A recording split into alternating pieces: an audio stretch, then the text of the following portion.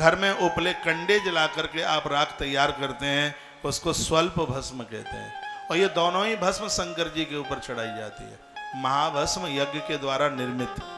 और यदि उसका अभाव है तो स्वल्प भस्म घर पर गौ माता के कंडे उपले, कंडा उपले को कहते हैं, उसको जला करके आप राख को छान लें सूती वस्त्र में, ये तब ही ज्यादा प्रभावी है।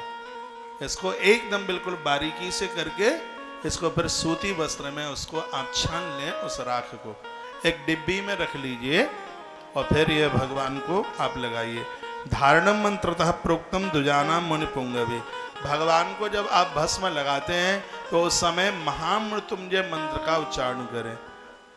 ओम त्र्यंबकम जयामहे सुगंधिम पुष्टिवर्धनम उर्वारुकमिव बंधनात् मृत्योर्मुक्षीयमामृतात्।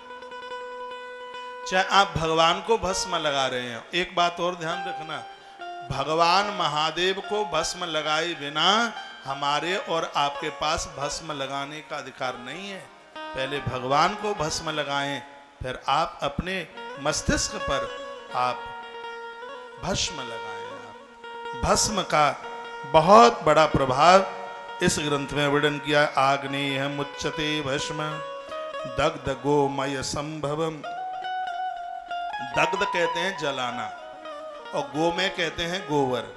देखो स्पष्ट लिखा है ना, दग्ध गोमय संभवम, यदि संभव हो जाए तो गैया के गोबर को जला करके भस्म तैयार कर लीजिए। तदपि द्रव्य में तुम त्रिपुंडस्य महामने, भस्म का त्रिपुंड लगाइए, 3 रेखाएं लगाइए उसको।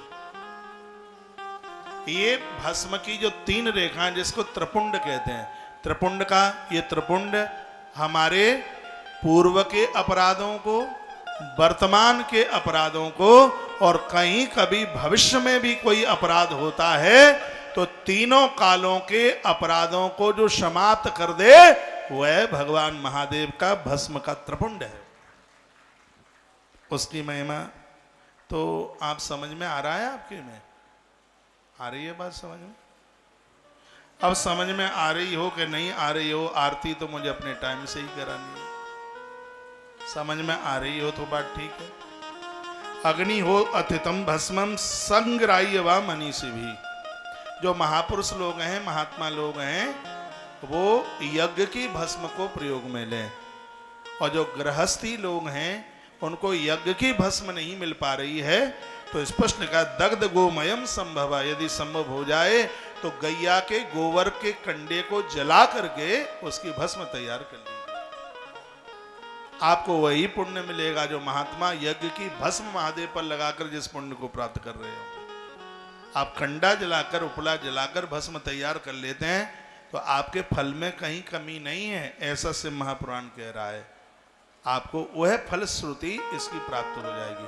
यज्ञ की भस्म ना मिल पावे तो दग्ध गोमय संभवम, यदि संभव हो जाए तो गैया का गोबर का उपला जलाकर उसको आप तैयार कर लें।